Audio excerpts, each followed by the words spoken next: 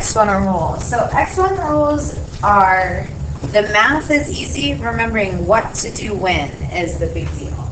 So with our exponent rules, if we have the same base and we're multiplying, we add. And that is going to apply to this first problem. So here our bases are A, and we have multiplication. I like to think about this like this. Everything's on the same kind of level, so I can just add a plus in the middle if we have the same base.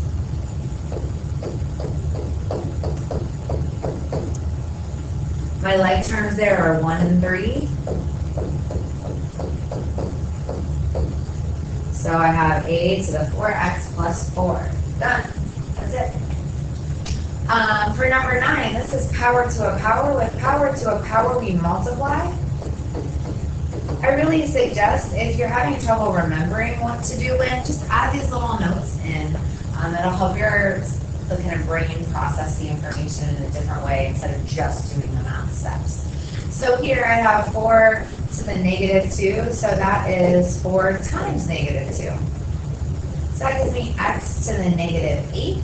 And then the directions say write your final answer with positive exponents. It's going to be really helpful to you by the time you get to calculus to be really comfortable with exponent rules so you can pick whether you want to work with that negative exponent or not. Sometimes a negative exponent is more convenient. Sometimes a fraction is more convenient. What this tells, that negative exponent tells us, is that that term is in the wrong side of the fraction. So to make it positive, we just flip it to the bottom. Sorry, that should be a positive 8 once we flip it down there. So when we're moving this guy to the bottom, our exponent becomes positive. All right, number 10, that counter out of the way.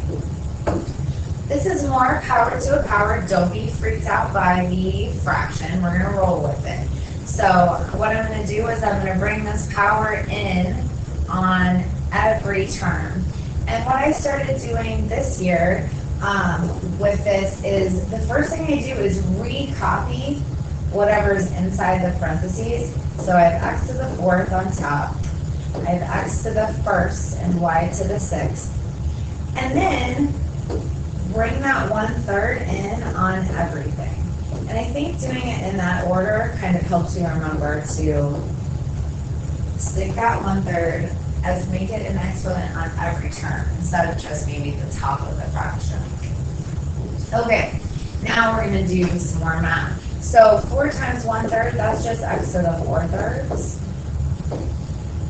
And the denominator 1 times 1/3, that's x to the 1/3. And 6 times 1/3, that's the same as 6 divided by 3. So that's just y squared. Our last step is going to be to deal with this, combining these. And just like when we are multiplying with the same base, we add our exponents. Here, if we're dividing with the same base, we're going to subtract our exponents.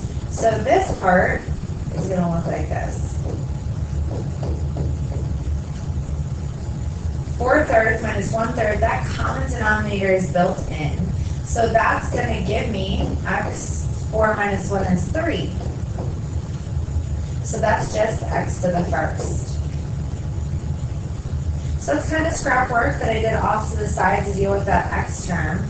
Since it's positive, that x to the 1st is going to go on top.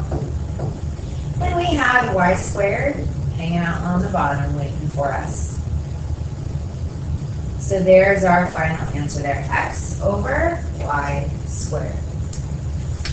When you flip your paper, you have 2 more exponent rules problems to deal with. The first one is a fraction exponent on a fraction. The nice thing about this is these numbers are particularly nice. This gives us an opportunity to talk about what these numbers mean too. So the first thing I'm going to do is go ahead and recopy and bring that exponent in on both numbers. Now, when you have a fraction exponent, the top of the fraction is your exponent. And the bottom of the fraction is your root.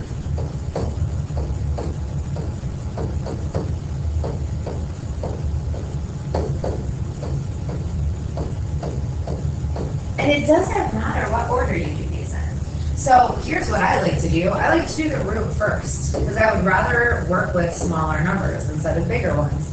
So if I'm going to rewrite, I'm going to rewrite it like this. Square root of 9, and if you want to put that 2 out there, because that's where your root comes from, square root of 9 to the third.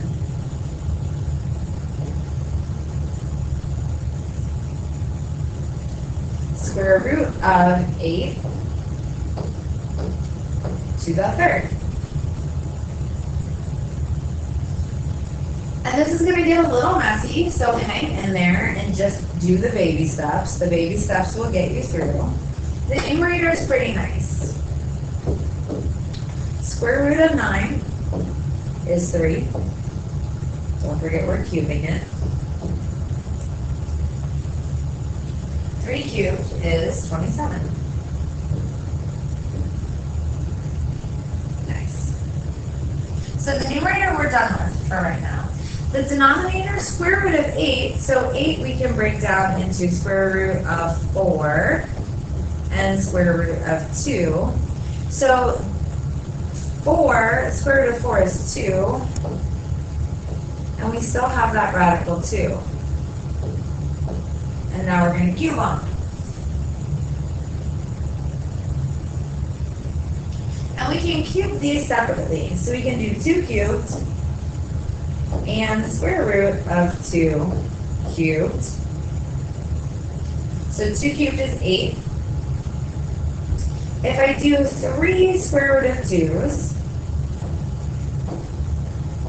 here's what happens. I get a 2 out of that, and I have a square root of 2 left.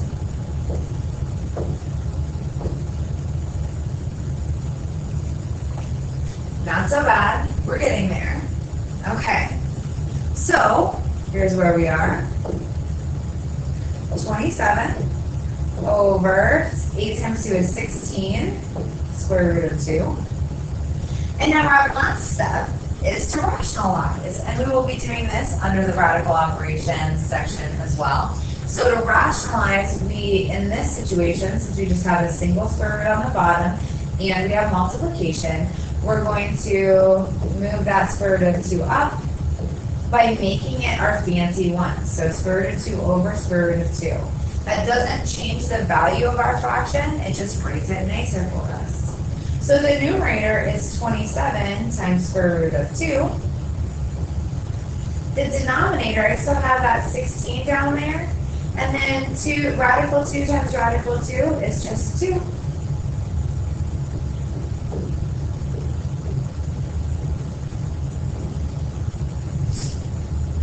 And 16 times 2 is 32. That problem is nasty. It's absolutely more nasty than anything you're going to see on the entrance exam.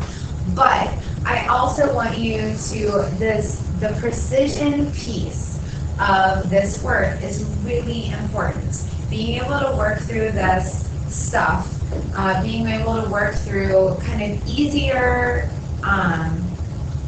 math steps that require you to be precise from one step to the other is a really important skill for you to practice. And you have time to practice over the summer, I hope, just a little. And a little goes a long way on this stuff. All right, last problem in Exponent Rules. Again, I have a little note that this number 12 is also more tricky than something you'll see on the test. But this precision work is really important.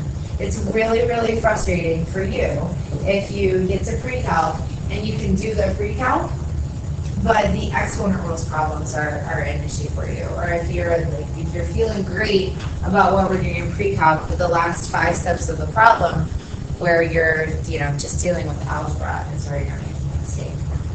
Okay, so on number 12, this first guy, I need to bring the 1/3 in on everything. So again, I like this order. It's kind of what works for me. I'd like to write down what's in the parentheses and then bring that outside exponent in. Okay, so here, this is all multiplication. X to the first y squared, I'm going to bring in the 2/3. Even though this one is a little tricky, the thing I like about it is that you are going to have common denominators. So you should feel like it's a little bit kinder than it could have been. So the next step after we distribute in those exponents is just to clean up that multiplication. So 2 times 1/3 is 2/3. 1 times 1/3 is 1/3. 1 times 2/3 is 2/3. And 2 times 2/3, there, we need to multiply there. 2 times 2 is 4, so it's going to be 4/3.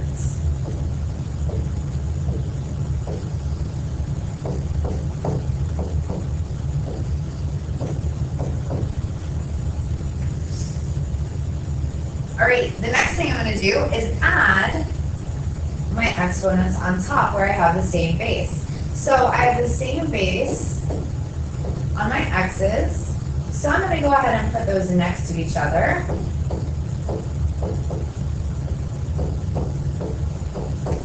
I have the same base on my y, so I'm going to put those next to each other.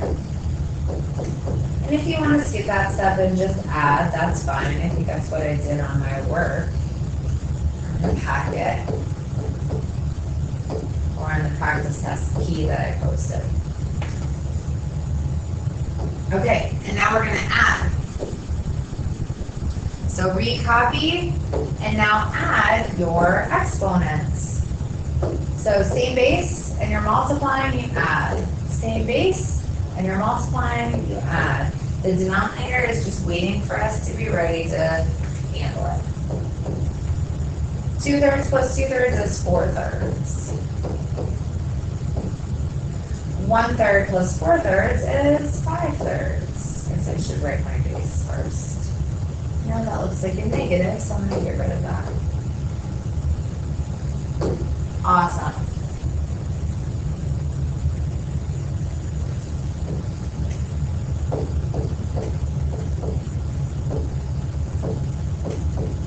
And now, we have the same base and we're dividing, we subtract. So you can think through it like that. Subtract those exponents. I'm going to write it out. So I have 4/3 minus 2/3 on my x. 5/3 minus 2/3 on my y.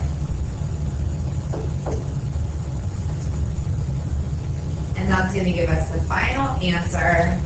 Since we have a common denominator, we can just subtract here 4 minus 2, x to the 2/3. 5 minus 2, that's going to give us 3/3. And 3/3 is 1. Again, it's nastier than something that you're going to see on the entrance exam on the second day of school. But all of the work is really important. It's really important that you're fluent with these steps. Exponent rules, radicals, fractions. Those 3 things are really 3 big things that if you can make it and practice enough so that you're seamless with those, life is going to be much easier for you. Cool.